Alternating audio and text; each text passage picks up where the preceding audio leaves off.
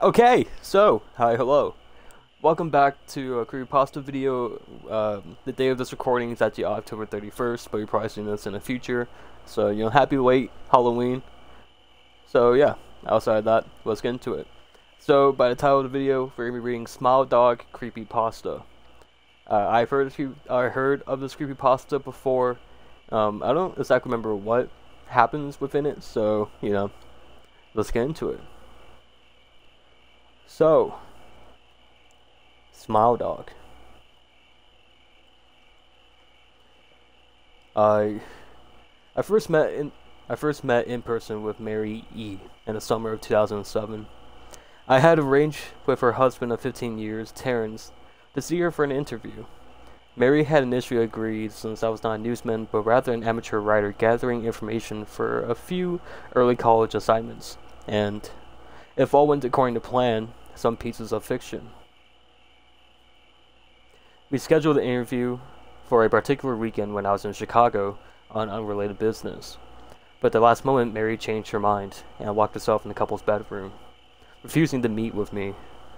For half an hour, I sat with Terrence and, as we camped outside the bedroom door, I listened and taking notes while he attempted fruitlessly to calm his wife. The things that Mary said made little sense, but fit with the pattern I was expecting. Though I could not see her, I could tell from her voice that she was crying. And more often than not, her objections to speaking with me centered around incoherent diatribe of her dreams, her nightmares. Terrence apologized profusely when we ceased the exercise, and I did my best to take it in stride. Recall that I wasn't a reporter in search of a story, but merely a curious young man in search of information. Besides, I thought at this time I could perhaps find another similar case if I put my mind and resources to it. Mary E. was a psyop for a small Chicago-based bulletin board system in 1992 when she first encountered Smile.Jpg, and her life changed forever. She and Terrence had been married for only 5 months. Mary was one of an estimated 400 people who saw the image when it was posted as a hyperlink on the BBS. Though she is the only one who has spoken openly about the experience, the rest remain anonymous, or perhaps dead. In 2005, when I was only in 10th grade, Smile.Jpg was first brought to my attention by a burgeoning interest in web-based phenomena. Mary was the most often cited victim of what's sometimes referred to as a smile dog. The being Smile.Jpg is reputed to display. What caught my interest, other than the obvious macabre elements of cyber legend and the proclivity towards such things, was the sheer lack of information. Usually due to the people that don't believe it even exists, or others that believe it as a rumor or a hoax. It is unique because, though the entire phenomena centers on a picture file, that file is nowhere to be found on the internet. Certainly many photo-manipulated simulacra blur the web, showing up with the most frequency on sites such as the image board, 4chan, particularly the X-focused paranormal subboard. It is suspected that these are fakes because they do not have the effect that true Smile.Jpg is believed to have, namely sudden onset temporal lobe epilepsy and acute anxiety. This purported reaction in the viewer is one of the reasons the phantom-like Smile.Jpg is regarded with such disdain, since it is patently absurd, though depending on whom you ask, the reluctance to acknowledge Smile.Jpg's existence might be just as much out of fear as it is out of disbelief. Neither Smile.Jpg nor Smile.Dog is mentioned anywhere on Wikipedia, though the website features articles on such other.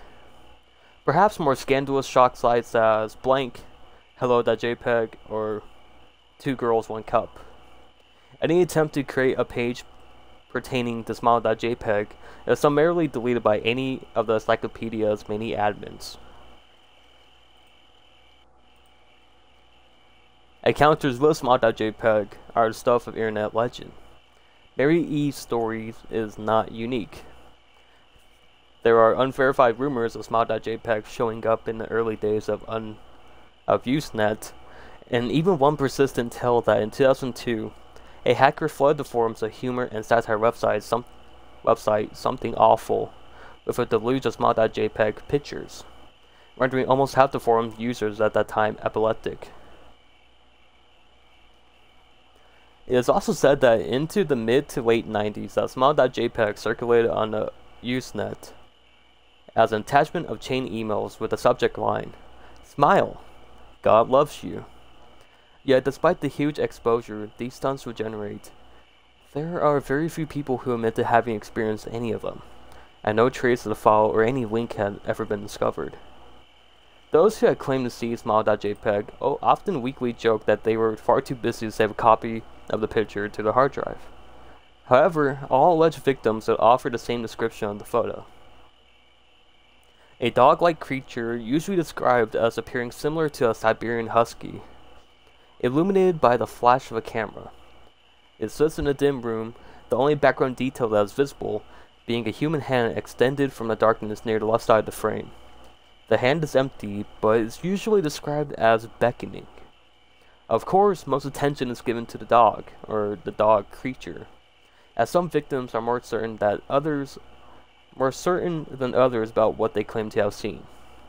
The muzzle of the beast is reputedly split in a wide grin, revealing two rows of very white, very straight, very sharp, very human-looking teeth. This, of course, is not a description given immediately after viewing the picture, but rather a recollection of the victims, who claim to have seen the picture endlessly repeated in their mind's eye during the time they are, in reality, having epileptic fits. These fits are reported to continue indeterminately often, while the victims sleep, resulting in very vivid and disturbing nightmares. These may be treated with medication, though in some instances it is more effective than others. Mary E., I assumed, was not on effective medication. That was why after my visit to her apartment in 2007, I sent out feelers to several folklore and urban legends oriented news groups, websites, and mailing lists, hoping to find the name of a supposed victim of Smile.Jpg. We felt more interested in talking about his experiences. For a time, nothing happened, and at length, I forgot completely about my pursuits. Since I had begun my freshman year of college and was quite busy, Barry contacted me via email. However, near the beginning of March 2008, to jml@blank.com and from marye@blank.net. Subject: last summer's interview. Dear Mr. L, I am incredibly sorry about my behavior last summer when you came to interview me. I hope you understand that it was no fault of yours, but rather my own problems that led me to act out as I did. I realized that I could have handled the situation more decorously. However, I hope you will forgive me. At the time, I was afraid. You see, for 15 years, I have been haunted by Smile.Jpg. Smile Dog comes to me into my sleep every night. I know that sounds silly, but it is true. There is an inevitable quality about my dreams, my nightmares, that makes them completely unlike any real dreams I have ever had. I do not move and do not speak. I simply look ahead. And the only thing ahead of me is that scene from that horrible picture. I see the beckoning hand, and I see Smile Dog. It talks to me. It's not a dog, of course, though I am not quite sure what it really is. It tells me it will leave me alone if I do as it asks. All I must do, it says, is spread the word. That's how it phrases it demands. And I know exactly what it means. It wants me to show it to someone else. And I could. The week after my incident, I received in the mail a manila envelope with no return address. Inside was only a 3.5-inch floppy disk. From Without having to check, I knew precisely what was on it. I thought for a long time about my options. I could show it to a stranger, a co-worker. I could even show it to Terrence. As much that idea disgusted me, and what would happen then? Well, if Smile Dog kept his words, I could sleep. Yet, if it lied, what could I do? And who was to say something worse would not come to me if I did what the creature asked? So I did nothing for 15 years. Though I kept the disc hidden among my things. Every night for 15 years, Smile Dog had come into my sleep and demanded that I spread the word. For 15 years, I have stood strong. Though there have been hard times. Many of my fellow victims on the BBS board where I first encountered Smile Dog stopped posting. I heard some of them committed suicide, others remained completely silent, simply disappearing off the face of the web. They are the ones I worry about the most. I sincerely hope you will forgive me, Mr. L, but last summer when you contacted me and my husband about an interview, I was near the breaking point. I decided I was going to give you the floppy disk. I did not care if Smile Dog was lying or not. I wanted it to end. You were a stranger, someone I had no connection with, and I thought I would not feel sorrow when you took the disc as part of your research and sealed your fate. Before you arrived, I realized what I was doing. I was plotting to ruin your life. I could not stand the thought, and in fact I still cannot. I am ashamed, Mr. L, and I hope that this warning will dissuade you from any further investigation of Smile Dog. You may in time encounter someone who is, if not weaker than I, then wholly more depraved, someone who would not hesitate to follow Smile Dog's orders. Stop while you are still whole. Sincerely, Mary E. Terrence contacted me later that month with the news that his wife had killed herself. While cleaning up the various things she left behind, closing email accounts and the like, he happened upon the above message. He was a man in shambles. He wept as he told me to listen to his wife's advice. He found the disc. He revealed and burned it. He reveled and burned it until it was nothing but a stinking pile of blackened plastic. The part that most disturbed him, however, was how the disc had hissed as it melted, like some sort of animal, he said.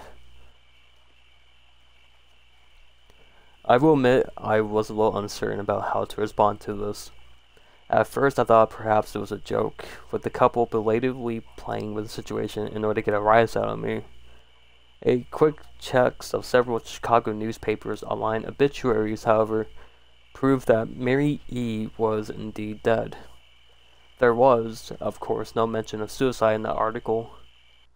I decided that, for the time at least, I would not further pursue the subject of Smile Dog, especially since they had finals coming up at the end of May.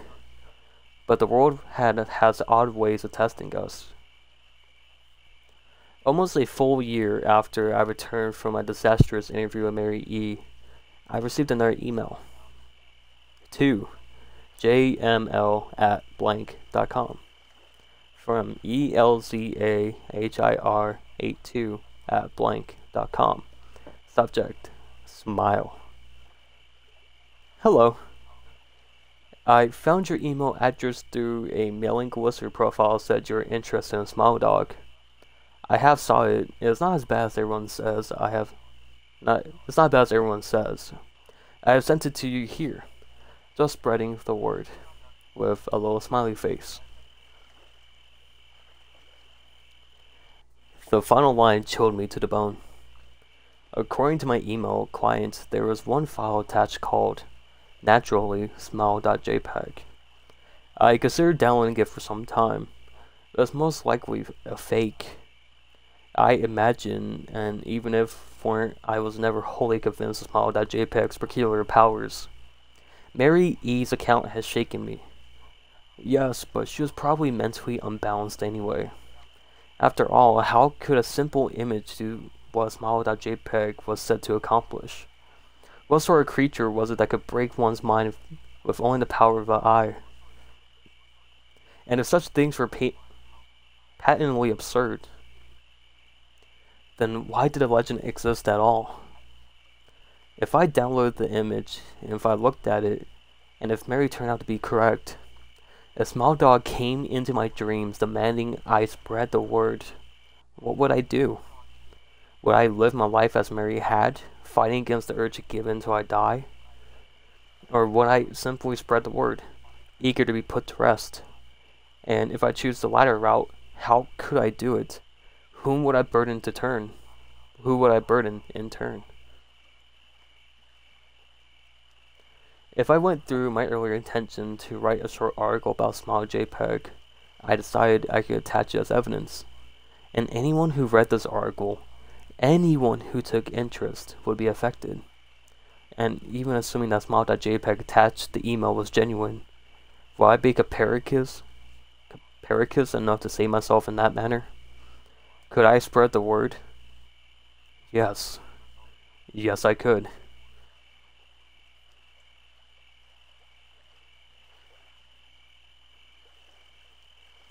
Okay. So, that was Smile.Jpg. So hopefully y'all enjoyed, this little creepypasta. I really enjoyed reading it. It's actually really good.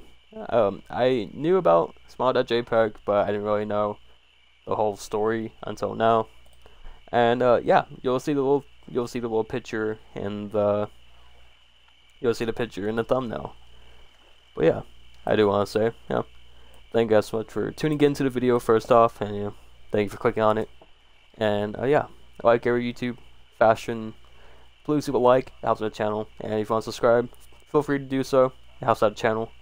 And yeah, I don't have anything else to say. I do just want to say thank you guys so much for everything, and I'll see you guys later. Bye everyone.